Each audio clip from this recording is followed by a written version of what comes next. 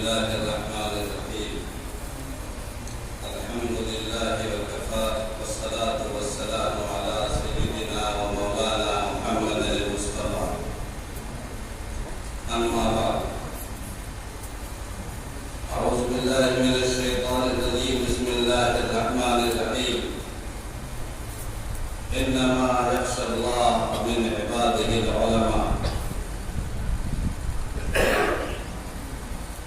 وقال تعالى يا أيها الناس إنا خلقناكم من ذكر وأنثى وجعلناكم شعوبا وقبائل لتعارفوا صدق الله العظيم صاحب الصدر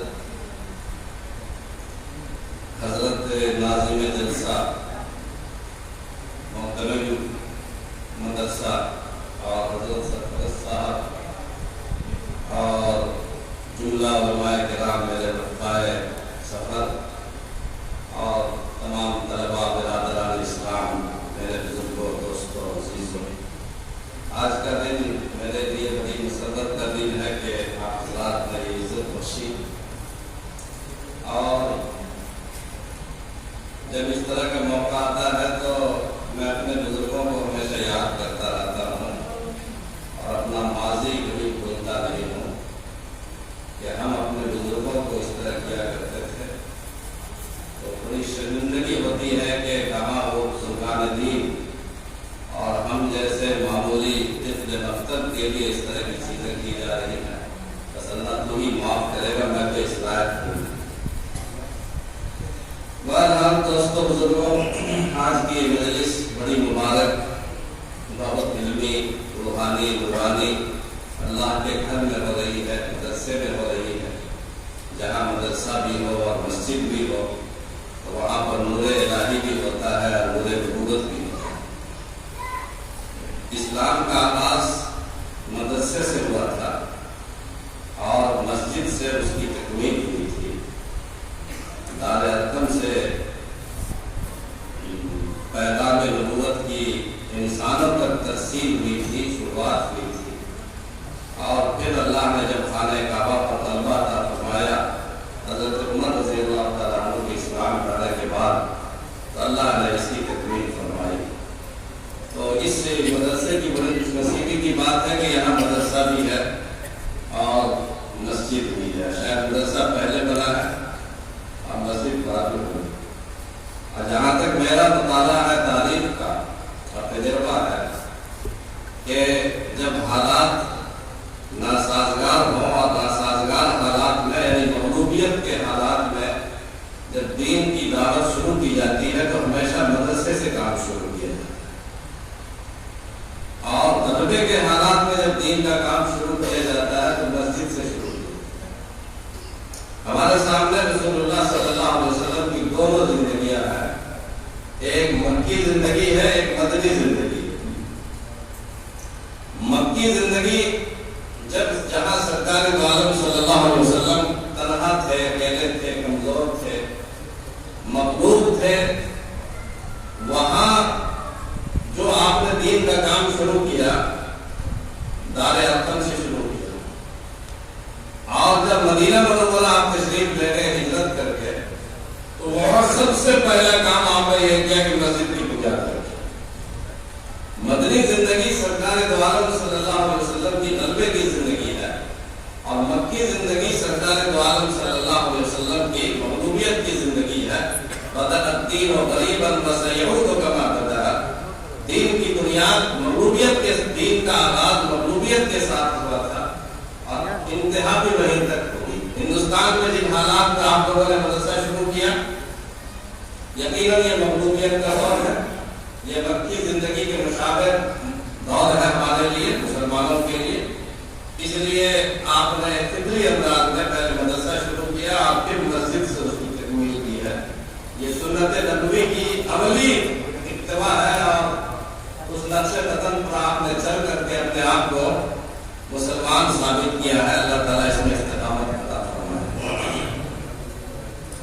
دوسری بات دوستوں بزرگوں، معلوم ہوا کہ قرآن کریم کی تکمیل بھی ہوئی ہے، ہونی ہے، اور یہ علماء اور طلباء اور فضلاء تیار ہوتے ہیں مدرسے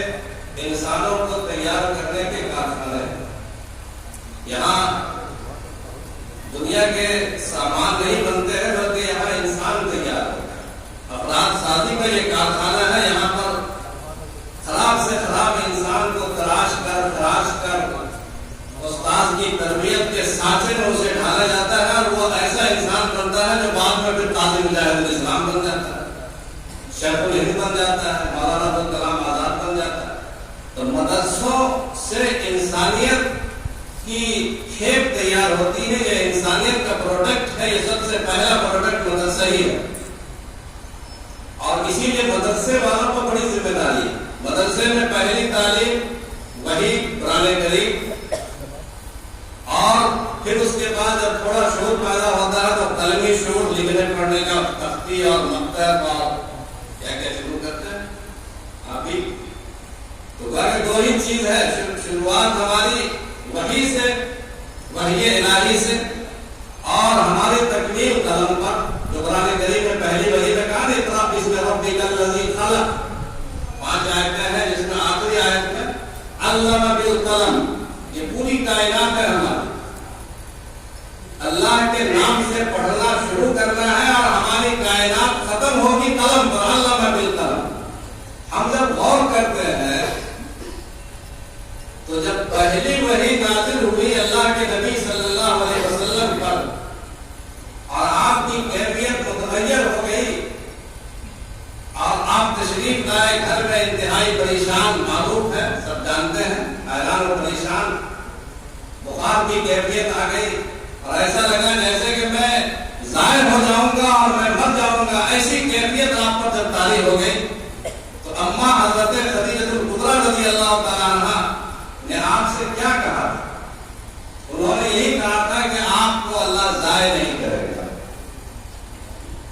آپ کو اللہ ضائع نہیں کرے گا، اس لیے کہ آپ وہ آدمی ہے انک تحمل الکل وتقری الضیف، آپ تو وہ انسان ہے جو غریبوں کا بوجھ اٹھاتے ہیں، مصیبت زدوں کی مصیبتوں میں کام آتے ہیں، مہمانوں کی مہمان نوازی کرتے ہیں، انسانیت کا غم اٹھاتے ہیں۔ جو انسانیت کا غم اٹھاتا ہو، جو خدمت خلق کرتا ہو، اسے کبھی قدرت ضائع نہیں کر سکتی۔ وہ نبیوں میں رحمت لقب پانے والا، مراد غریبوں کی بر لانے والا، مصیبت میں غیروں کے کام آنے والا، وہ اپنے برائے کا غم کھانے والا، آپ تو وہ نبیوں میں رحمت وما ارسلناک الا رحمۃ للعالمین۔ تو گویا کہ پہلی وحی نازل ہونے سے پہلے بھی جو نبوت کا وظیفہ تھا وہ انسانیت کی خدمت تھی، اور حضرت خدیجہ نے آپ کو اسی خدمت کے وسیلے سے یہ بات سمجھی تھی کہ آپ کسی بلند مرتبے پر فائز ہونے والے ہیں، قدرت آپ کو ضائع نہیں کرے گی۔ مہمانوں کی خدمت کرنا، مصیبت زدوں کی مصیبت میں کام آنا، غریبوں کی مدد کرنا، یہ کیا ہے؟ انسانیت کی خدمت ہے۔ اسلام اور دین، نماز روزہ یہ نہیں ہے، یہ ایک عام انسان، کوئی بھی انسان ہو، ہاتھ پکڑ کے اس کو پہنچانا۔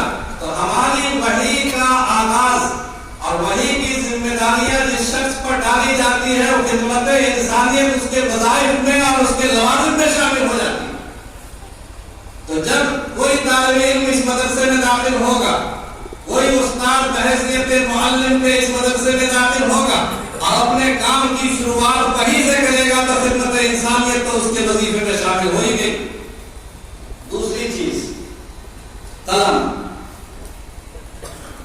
ہم لوگ لکھتے لکھتے قلم لکھنے لگے، اٹھا پکڑ لیا، ہمارے استاد حضرت مولانا اعجاز احمد اعظمی علیہ الرحمہ نے مار مار کر کے قلم پکڑایا، اور اپنی زندگی میں ہمیشہ کہا کرتے تھے ہم سے شفقت، ہمارے اصل جو لکھنا پڑھنا سکھایا ہے وہ حضرت مولانا اعجاز احمد اعظمی علیہ الرحمہ، وہ ہمارے بچپن کے تعلیم جیسے پہلے زمانے میں ہوا کرتے تھے، میرے والد صاحب نے ان کے حوالے کر دیا، بہت اللہ والے استاد تھے، قلم پکڑنا سکھایا، سوم سے جو پکڑا ہے اور اس طرح مسلط رہے ہیں پنجم ششم تک کے سال میں، بس قیامت کے دن تھے، ایک ہر رات قیامت اور ہر دن قیامت معلوم ہوتا تھا، لیکن اللہ تعالیٰ نے تھوڑا بہت جتنا آ گیا انہیں کی برکت سے، اور پھر بعد میں حضرت فرماتے تھے کہ بھائی جب تمہاری تحریروں کو پڑھتا ہوں تو لگتا ہے کہ میری تحریر، تو مجھے اطمینان ہوا، ایسی میں ناراض بھی بہت ہوتے تھے جب کوئی ایسی بات اٹال پٹال نہیں دیتا تھا، کیونکہ علم تو ہے نہیں، آج تک نہیں آیا،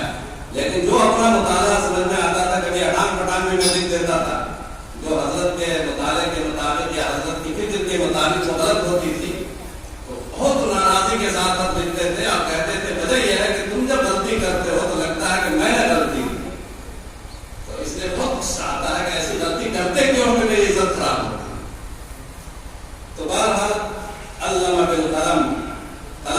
معاملہ ہے تو میں دیکھ رہا ہوں کہ غزوہ بدر میں کئی لوگ قید کیے گئے تھے، مکہ کے کافر غیر مسلم پکڑے گئے تھے، اور یہ مشورہ تھا کہ بھائی کیا کیا جائے نہیں کیا جائے۔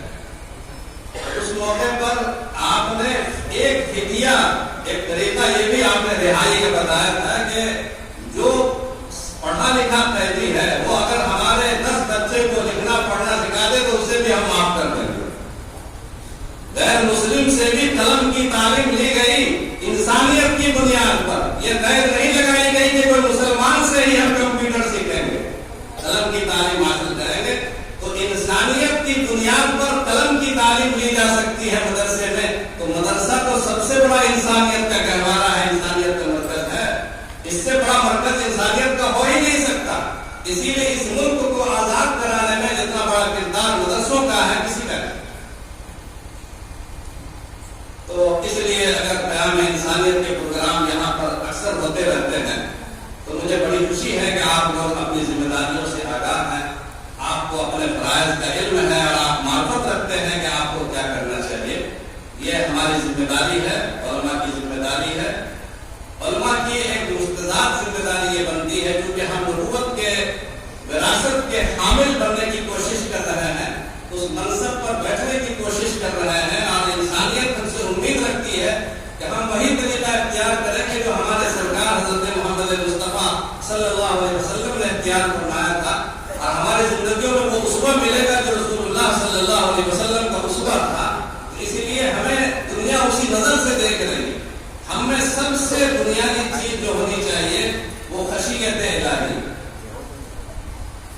انما یخشی اللہ من عبادہ العلماء، انسان علماء میں سب سے زیادہ خشیت ہونی چاہیے، اللہ کا خوف ہونا چاہیے۔ دنیا کی طلب ان پر حاوی نہیں۔ اگر انہیں دنیا ہی کا مانا ہو تو عالم بننے کی کیا ضرورت ہے؟ عالم بننے کی ضرورت ہی نہیں۔ یہ عالم بننا یہ تو منصب نبوت کی جو وراثت ہے اور جو ذمہ داری ہے، اس ذمہ داری کو اٹھانے کا کام، جس کو ہو یا مجھے عزیز میری گلی میں آئے کیوں، یہ بہت بڑی ذمہ داری ہے۔ حضرت مولانا عبدالرشید رانی ساغری علیہ الرحمہ کا قول میں نے حضرت مولانا قاضی مجاہد الاسلام صاحب قاسمی علیہ الرحمہ سے بارہا سنا، فرماتے تھے کہ ہم اپنے آپ کو عالم عالم کہتے ہیں لیکن یہ نہیں جانتے ہیں کہ عالم کا منصب کیا ہے، یہ بارہا فرماتے تھے۔ تو عالم بہت بڑا مقام ہے۔ ہم علماء کی جو اکثریت ہے ہمارے طبقے میں، وہ دنیا میں ایسی رل مل جاتی ہے اپنے بعض حالات کی بنا پر، بعض مسائل کی بنیاد پر، کہ لگتا ہی نہیں ہے کہ وہ عالم دین ہے، وہ اس منصب کے حامل ہے جس منصب پر اللہ نے ان کو فائز کیا تھا، یا کیا ہے۔ حالانکہ ہونا یہ چاہیے کہ دنیا میں ہوں، دنیا کا طلبگار نہیں ہوں، دنیا میں ہوں، دنیا کا طلبگار نہیں ہوں، بازار سے گزرا ہوں، خریدار نہیں ہوں۔ دنیا ہمارے قدموں پر آئے گی کیونکہ ہم رب کائنات پر یقین رکھتے ہیں، اور اللہ نے رزق کا وعدہ کیا ہے، اور ہمیں تو رزق سے بلند تر منصب پر فائز کیا ہے کہ جب نبیوں کا سلسلہ بند ہو چکا ہے کہ اب نبوت آنے والی نہیں، کوئی نبی آنے والا نہیں ہے، تو ہمیں اللہ نے اس منصب پر فائز کیا، ہمیں اس منصب کو یاد رکھنا، طلبہ ہو یا خزرہ ہو، اس جذبے کے ساتھ آنا ہے کہ یہاں پر لوہے کا چنا چبانا پڑے گا اور پتھر پر بغیر نمک کے چاٹنا پڑے گا، ریاضتیں کرنی پڑے گی، مجاہدہ کرنا پڑے گا، پھر بھی ہمیں اس راستے کو چھوڑنا نہیں ہے۔ یہ نبی کا منصب ہے جہاں پر پتھر کھائے جاتے ہیں طائف میں، اور جوتا خون سے لہو سے بھر جاتا ہے، پھر بھی بد دعائیں نہیں کی جاتی ہے خلق کے لیے، خلقت کے لیے، انسانوں کے لیے بد دعائیں نہیں کی جاتی ہے بلکہ دعائیں کی جاتی ہے۔ تو نبی کی سنت ہے گالیاں کھانا، گالیاں سننا، پتھر کھانا، پتھر مارنا نبی کی سنت نہیں ہے، یا ابو جہل اور ابو لہب کی سنت۔ اس لیے ہمیں اس منصب کے لیے اپنے اندر اہلیت پیدا کرنا پڑے گا، اور مدرسوں میں اس کی بڑی ضرورت ہے کہ طلباء میں بھی اور علماء میں بھی خشیت الہی اور علماء کا، انسانوں کا خوف نہ ہو کر کے اللہ کا خوف۔ تخشى الناس واللہ احق ان تخشى، انسانوں سے ڈرتے ہیں، اللہ سے ڈریے۔ اللہ سب سے بڑا مالک ہے، ہر چیزوں کا، ہر کام کو کرنے والا ہے، انسانوں سے ڈرنے کی ضرورت نہیں نہیں ہے انسان کیا سوچتے ہیں، فلانے کا کیا خیال ہے، فلانے رئیس کا کیا خیال ہے. نہیں، اللہ کیا چاہتے ہیں ہم سے، اللہ کی رضا کیا ہے، اللہ ہم سے کیا چاہتے ہیں، ہمیں کس مقام پر اللہ نے ہمیں بٹھایا ہے.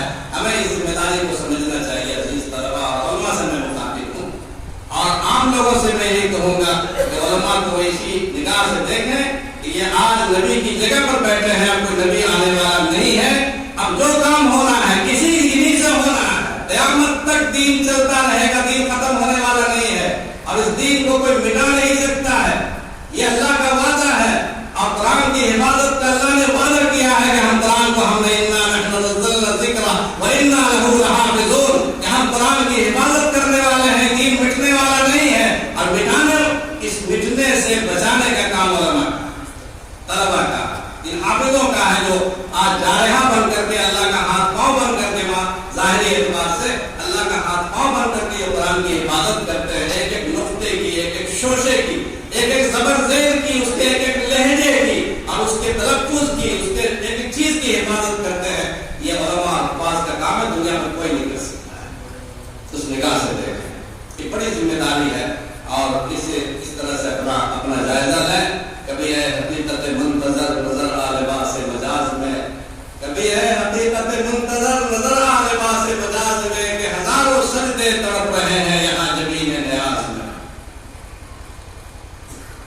ان دینوں میں جو ہمارے پاس موجود ہیں، ہمارا دل ٹوٹتا ہے، رنجیدہ رہتا ہے. حالات بہت مشکل آتے ہیں مدرسوں میں، کبھی وہ تنقید کرتا ہے، کبھی وہ گالی دے کے چلا جاتا ہے، کبھی وہ چندہ لینے جاتے ہیں تو وہ 10 بات بول دیتے ہیں.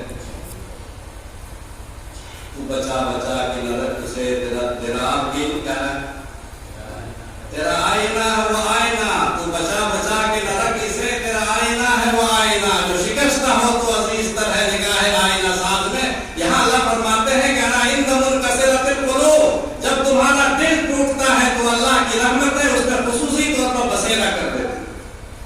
اس لیے ہمیں اپنے منصب کو سمجھنا ہے اور ہمارا منصب ہے دو منصب. ہمارے میں دو ذمہ داری ہے، ایک علماء کے، ایک مسلمانوں کے درمیان خدمت کرنا، مسلمانوں کو حلال و حرام کی تعلیم دینا، اور دوسرا منصب ہے انسانیت کی خدمت کرنا، انسانوں کو پیغام حق سنانا. یہ دونوں ذمہ داریاں ہیں. قرآن سے ہمیں اللہ نے قرآن کریم عطا فرمایا ہے. قرآن کریم میں جو تخاطب ہے مفتی صاحب نے بہت اچھی گفتگو کی. دو طرح سے اللہ نے مخاطب کیا ہے. یا ایھا الذین آمنوا، اے ایمان والو. آپ کہیں پر فرمایا ہے یا ایھا الناس. تقریباً 20-21 جگہوں پر، 21-22 جگہوں پر اللہ نے یا ایھا الناس کر کے انسانوں کو مخاطب کیا. یا ایھا الناس. اور جہاں جہاں بھی اللہ نے انسانوں کو یا ایھا الناس کہہ کر مخاطب کیا ہے، وہاں پر عام انسانی بنیادیں زیر بحث لائی گئی ہیں. مساوات کی تعلیم، انسان کو اس کی فطرت کی طرف واپسی، ان کلی بنیادوں اور عام عمومی بنیادوں کی تبدیل جو ہمیں غیر مسلموں کے سامنے کرنی چاہیے اور انسانیت کے سامنے پیش کرنی چاہیے. نفرت سے ہٹا کر کے محبت کی طرف لانا. اور جیسے رسالت ایک عمومی بنیاد ہے، آخرت. انسان کی خلقت کہاں سے ہوئی ہے؟ مٹی سے ہوئی ہے، اس میں کوئی فرق نہیں ہے. ہر فرد اسی مٹی سے پیدا ہوتا ہے، چاہے کافر ہو چاہے مسلمان ہو. یا ایھا الناس انا خلقناکم من ذکر و انثی. بڑی صاف تعلیم قرآن کریم. قرآن کا تقسیم نہیں ہے، تفریق نہیں ہے. یا ایھا الناس انا خلقناکم من ذکر و انثی. اے انسانوں، ہم نے تمہیں ایک مرد اور ایک عورت سے پیدا کیا. وجعلناکم شعوبا وقبائل لتعارفوا. اے جو خاندان بنے ہوئے ہیں، قبیلے بنے ہوئے ہیں، آبادیوں میں جو فرق ہے، یہ آبادی وہ آبادی، یہ امتیاز کی بنیاد نہیں ہے، ترجیح کی بنیاد نہیں ہے. یہ صرف پہچان ہے. جیسے انسان کا چہرہ ایک انسان سے الگ ہوتا ہے، ایک انسان کی آنکھ کی پتلی دوسرے انسان سے الگ ہوتی ہے،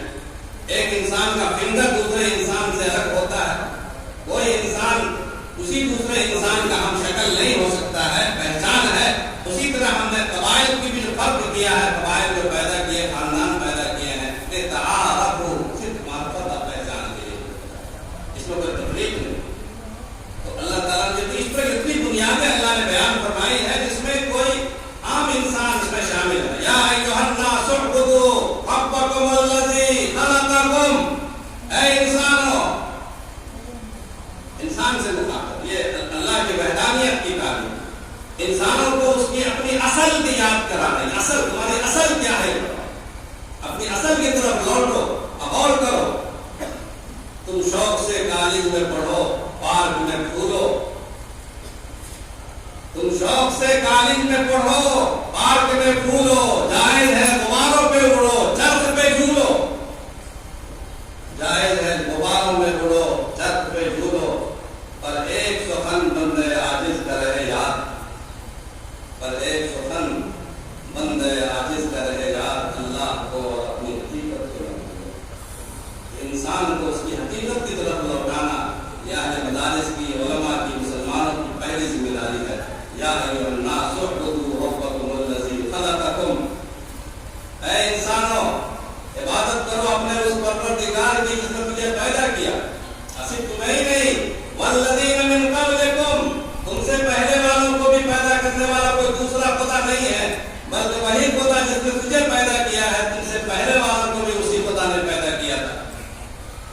پھر اللہ تعالیٰ نے عام انسانی بنیاد جو ہر انسان کے فائدے کے لیے، الذی جعل لکم یا ایھا الناس اعبدوا ربکم الذی خلقکم من نفس، یا ایھا الناس اعبدوا ربکم، یا ایھا الناس اعبدوا، یا ایھا الناس اعبدوا ربکم الذی خلقکم والذین من قبلکم لعلکم تتقون، الذی جعل لکم فراشا والسماء بناء وانزل من السماء ماء، وہی پروردگار ہے جس نے زمین کا بچھونا بنایا اور آسمان کی چھت بنائی، اور اللہ نے پانی نازل فرمایا، وَأَخْرَجَ بِهِ مِنَ الثَّمَرَاتِ رِزْقًا لَكُمْ، بس اس زمین سے تمہارے لیے ہم نے پھل پیدا کیے ہیں۔ نہ پانی فرق کرتی ہے، بارش فرق کرتی ہے کہ کسی کافر پر اترے کہ مومن پر اترے، نہ زمین فرق کرتی ہے اور نہ آسمان فرق کرتا ہے کہ ہم کس کو سایہ دیں کس کو سایہ نہ دیں۔ پھر اللہ کے ان سب کی دہائی دیتے ہوئے کہ دیکھو ہم نے تم کو پیدا کیا، ایک اصل سے پیدا کیا، زمین سب کے لیے بنائی، آسمان سب کے لیے بنایا، پانی سب کے لیے اتارا، وَلَا تَجْعَلُوا لِلَّهِ أَنْدَادًا، اللہ کے لیے شریک مت بناؤ، شرک مت کرو، کہیں خدا مت بناؤ۔ جب پیدا کرنے والا ایک ہے، بنانے والا ایک ہے، تو خدا بھی ایک ہونا چاہیے۔ یہ عام انسانی ہوتا ہے، قرآن کا انداز ہی ہر جگہ۔ یا ایھا الناس اتقوا ربکم الذی خلقکم من نفس واحدہ، اے انسانوں اپنے پروردگار سے ڈرو جس پروردگار نے سب کو، تم سب کو ایک نفس سے پیدا کیا، ایک جڑ سب کی ایک، من نفس واحدہ۔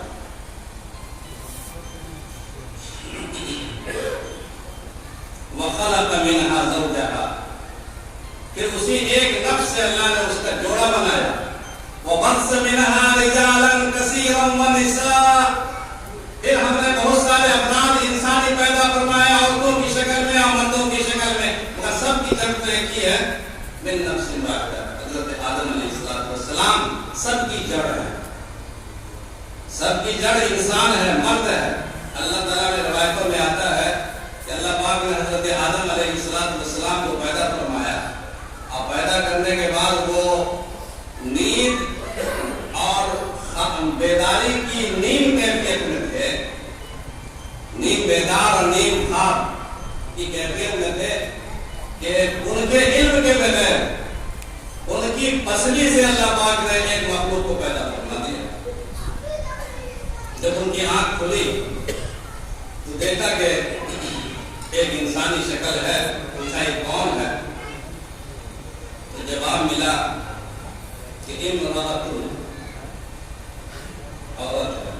امرأۃ کو ابھی جانے والا سمجھ سکتے ہیں، المرء کے معنی آتا ہے انسان، المرء سے چونکہ وہ عورت نکلی تھی اس لیے اس کا نام پڑ گیا امرأۃ، مرأۃ یا امرأۃ۔ المرء سے چونکہ پیدا ہوئی تھی، انسان انسانیت کی بنیاد مرد ہے، انسانیت کی بنیاد عورت نہیں ہے، انسانیت کی بنیاد مرد ہے۔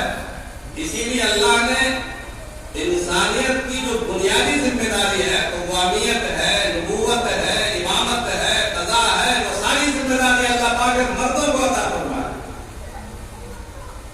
طلاق کی تملیک ہے، نظام زندگی کو سنبھالنا ہے، چلانا ہے، یہ اللہ نے مردوں کو عطا فرمایا۔ حضرت عبداللہ بن عباس کہا کرتے تھے، فرمایا کرتے تھے، ان کا جملہ میں تفسیر ابن کثیر میں دیکھا،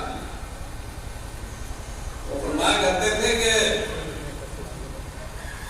انسان زمین مٹی سے پیدا ہوا ہے، مرد مٹی سے پیدا ہوا ہے، اور عورت مرد سے پیدا ہوئی ہے۔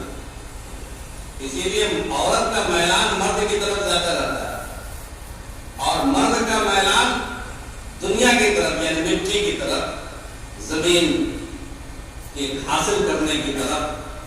ایک ملک کا بادشاہ ہے تو دو ملک کی بادشاہی کی طرف، ایک گھر ہے تو دو گھر ہو جانا چاہیے۔ ساری زمین جائیداد کا جھگڑا ہر بستی میں، ہر خاندان میں ہے۔ تو حضرت عبداللہ بن عباس کے جملہ فرماتے تھے کہ انسان مٹی سے پیدا ہوا ہے، مرد مٹی سے پیدا ہوا ہے، اس لیے اس کی خواہش مٹی کی طرف ہوتی ہے، زمین کی طرف ہوتی ہے، اور عورت مرد سے پیدا ہوئی ہے، اس لیے اس کی خواہش مرد کی طرف بہت زیادہ رہتی ہے۔ اس کے بعد فرمایا کہ اپنی عورتوں کو بچاؤ، وَاحْبِسُوا نِسَاءَكُمْ، اپنی عورتوں پر نظر رکھنا، گڑبڑ نہ ہو جائے۔ انسان تو حضرت آدم علیہ السلام سے ساری انسانیت ہے۔ آدمی کہتے ہی ہیں حضرت آدم کے معنی حضرت آدم، ہم سب کے بابا آدم تھے، اور ہم سب آدمی کہلاتے ہیں۔ حضرت انسان ہو چاہے عورت ہو چاہے مرد ہو، سب آدمی۔ ان کا نام مرعون سے بنا، اور نام جو ان کا رکھا گیا، یہ بھی لکھا دیکھا میں نے، ان کا نام حوا تھا۔ حوا کیوں؟ اس لیے کہ زندہ انسان سے حیون کے معنی زندہ کیا تھا، تو حضرت حوا کا نام حوا رکھ دیا گیا، اس لیے کہ حضرت آدم علیہ السلام جو پیدا ہوئے تھے۔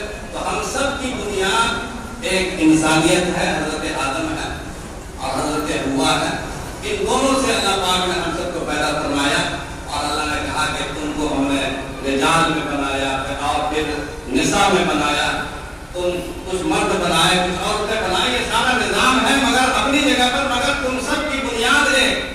اسی لیے اللہ کے نبی صلی اللہ علیہ وسلم نے حجۃ الوداع کے موقع پر بھی اور اپنے مختلف خطبات میں بار بار آپ فرماتے تھے کہ کلکم بنو آدم، انسانوں تم سب آدم کی اولاد ہو، اور آدم مٹی سے ہے۔ لا فضل لعربی ولا عجمی، کسی عربی کو اجمی پر فضیلت نہیں ہے، ولا فضل للابیض علی الاسود، کسی گورے کو کسی کالے پر فضیلت نہیں ہے۔ خطوں کی تقسیم، زبانوں کی تقسیم، مذاہب کی تقسیم، یہ ساری تقسیمیں بات کی ہیں۔ ہر انسان حضرت آدم علیہ السلام سے پیدا ہو۔ یہ یا ایھا الناس اتقوا، یا ایھا الناس اتقوا،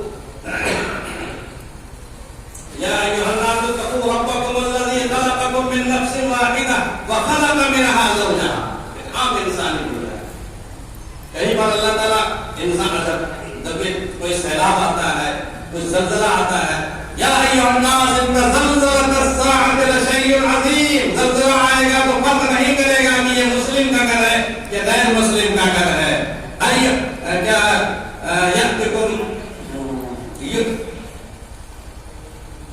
یذہبکم ایھا الناس ویأتی بقوم آخر۔ اے لوگوں، جب ہم برباد کرنے پر آئیں گے نا تو سب کو برباد کر دیں گے، انسانیت کی بنیاد پر آگ لگے گی، سب کا گھر جلے گا، اور دوسری قوم کو ہم لے کر آئیں گے۔ یہ ساری انسانی بنیاد ہے۔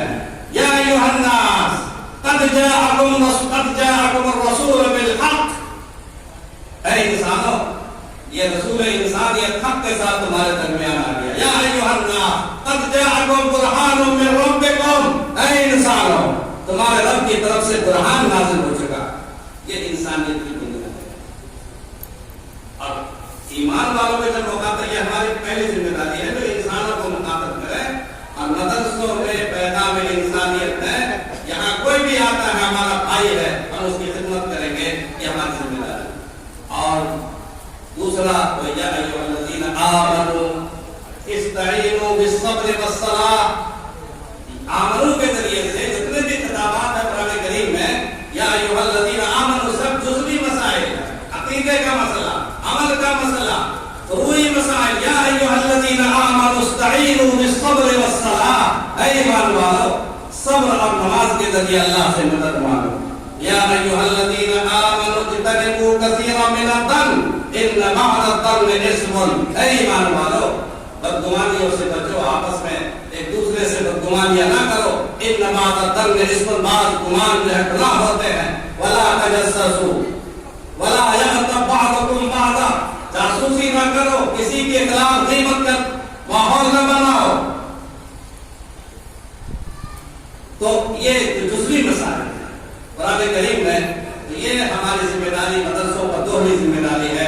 ہمارا کام مسلمانوں کے درمیان کرنے کا ہے حلال و حرام، اور انسانوں کے درمیان کام کرنے کا ہے کہ دعوت، رسالت، آخرت، وہ عمومی بنیادیں جو اللہ کے نبی صلی اللہ علیہ وسلم کے ذریعے سے ہم تک پہنچی ہے، ان تک ہم انسانوں کو پہنچاویں، انسانوں تک ہم اس چیز کو پہنچاویں، یہ ہماری ذمہ داری ہے۔ اور مدرسوں نے ہر دور میں یہ کام کیا ہے، اور مدرسے ہی اس دور میں واحد سرچشمہ ہے، یہ تمام کارہائے نبوت کا واحد سرچشمہ ہے۔ یہ کام کہیں سے ہونے والا نہیں ہے۔ اگر کام ہوگا صحیح بنیادوں پر تو مدرسوں میں ہوگا، صحیح بنیادوں پر۔ دوسری جگہوں پر یہ کام ہوگا بھی تو اس میں مدد لینی ہوگی آپ کو مدرسے کے لوگوں سے۔ سر سید مرحوم نے جب علی گڑھ کالج قائم کیا اور بہت اونچا کام کیا انہوں نے، کوئی شبہ نہیں، اس دور کے حالات میں ان کے خلاف بڑی مخالفتیں ہوئی، لیکن بعد میں جو نتائج سامنے آئے اس لحاظ سے کام ان کا بہت اونچا تھا۔ وہ دینیات کا شعبہ بھی قائم کرنا چاہتے تھے، اس کے لیے حضرت مولانا محمد قاسم صاحب نانوتوی علیہ رحمہ جو ان کے رفیق الدرس تھے، ان سے انہوں نے مدد مانگی کہ آپ یہاں تشریف لائیں یا اپنا کوئی نمائندہ بھیجیں جو دینیات کے کام ہوگا۔ اعتماد بڑی چیز ہے، دین ہمیشہ معتمد لوگوں سے سیکھنا چاہیے، دین غیر معتمد لوگوں سے نہیں، واٹس شاپ سے نہیں، یوٹیوب سے نہیں، دین ہمیشہ معتمد بنیادوں سے حاصل کرنا چاہیے۔ آج کل واٹس شاپ اور گوگل کے ذریعے سے علم حاصل کرتے ہیں اور اپنے آپ کو لوگ علماء سے مستقل سمجھتے ہیں، یہ بہت بڑی بیماری ہے، بہت بڑی بیماری۔ واٹس شاپ پر تو وہی ڈالا جاتا ہے جو دوسرا کوئی ڈالتا ہے، وہ ڈالنے والا کون ہے آپ کو معلوم نہیں ہے، غلط چیز بھی ڈال سکتا ہے۔ اور ناموں میں یکسانیت ہے، ناموں میں مماثلت ہے، قادیانی بھی اپنا نام وہی رکھتے ہیں، شیعہ بھی وہی رکھتے ہیں، اور بہت سارے فرقے ہیں مسلمانوں میں، بلکہ مستشرقین بھی، یہودیوں کے نام بھی ہم سے ملتے جلتے ہیں، وہ بھی اسلام کے خلاف سازشیں کرتے رہتے ہیں۔ تو کبھی بھی یہ سوچ کر کے کہ فلانے سرچ کر کے میں نے یوٹیوب پر اور گوگل پر یہ دیکھا ہے، اور جو نام بھی رکھتے ہیں اسی سے پوچھ کر کے علماء سے رجوع بھی نہیں کرتے۔ پہلے زمانے میں گھر میں بچے پیدا ہوتے تھے تو لوگ علماء کے پاس لے جاتے تھے، تحریک کرواتے تھے، نام رکھواتے تھے۔ اب کوئی ضرورت نہیں ہے، اب نہ تحریک کی سنت باقی رہی اور نہ نام رکھوانے کی سنت باقی ہے، بلکہ اپنی حسن نام گوگل سے سرچ کیا اور نام کچھ بھی رکھ دیا۔ یہ اس کو ختم کرنا ہوگا۔ آپ کے درمیان جو مدرسہ موجود ہے، علماء موجود ہیں، آپ علماء سے پوچھیے کہ کیا نام رکھا ہے۔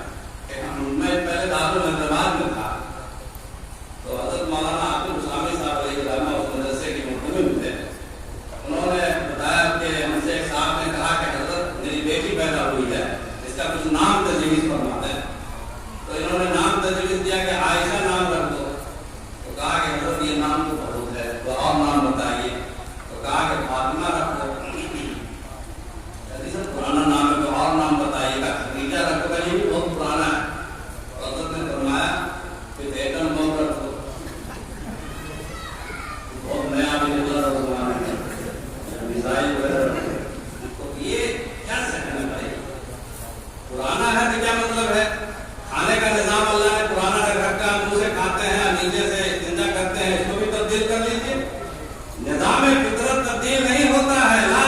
لسنت اللہ لا تبدیل لکلمات اللہ لا تبدیل لخلق اللہ. اگر فطرت کی بنیادوں پر انسانوں کو رہنا ہے، مسلمانوں کا رہنا ہے، تو ان سنتوں کو زندہ کرنا پڑے گا جو نبی عربی صلی اللہ علیہ وسلم نے دنیا کو دیا ہے، انسان لکھ کے دیا ہے. اس میں جدت پیدا کرنا اور ماڈل بنانے کی کوشش کرنا یہ فتنہ ہے، یہ فتنہ. اس لیے دین ہمیشہ معتمد بنیادوں سے حاصل کریں، اور دنیا کی تعلیم، قلم کی تعلیم، فنون کی تعلیم آپ کسی سے بھی حاصل کر سکتے ہیں. اس میں کوئی اعتراض نہیں ہے، کوئی اعتراض نہیں ہے، اور ایسا ہمیشہ ہوتا رہا ہے. اس لیے اس مدرسے کی اس تصویر سے، اس تشکیل سے، اور پروفیسر صاحب اور مفتی فلاں صاحب، مولانا صاحب، ان دونوں کی مشارکت میں اس کو انسانیت کا نمائندہ بنا دیا ہے، اور عصری تعلیم اور دینی تعلیم کا سنگم بنا دیا ہے. اور پروفیسر صاحب کی جو ذہنیت ہے اور فکر ہے، میں بہت متاثر ہوں ان سے، ان کے علم سے. اور ہمارے یہاں مشہور مسئلہ ہے کہ حضرت حاجی امداد اللہ صاحب مہاجر مفتی رحمۃ اللہ علیہ کے پاس بڑے بڑے رئیس آتے تھے، اور حاجی صاحب ان کا بڑا اکرام کرتے تھے. تو لوگوں نے پوچھا، حضرت حاجی رحمۃ اللہ علیہ کے پوچھنے والوں میں تھے، حضرت آپ یہ بڑے بڑے لوگوں کا اکرام کرتے ہیں، جبکہ دنیا داروں کا اکرام نہیں کرنا چاہیے، بڑے بڑے نواب آدم کا اکرام نہیں کرنا چاہیے. تو حضرت حاجی رحمۃ اللہ علیہ، حضرت حاجی صاحب نے فرمایا کہ جو میرے یہاں آتا ہے وہ اپنی دنیا چھوڑ کر آتا، تو اس کے چھوڑنے کا اکرام کرتا. اب اس رئیس کا اکرام نہیں کرتے ہیں، اس رئیس کی ریاست کے ترک کرنے کی قربانی کا اکرام کرتا.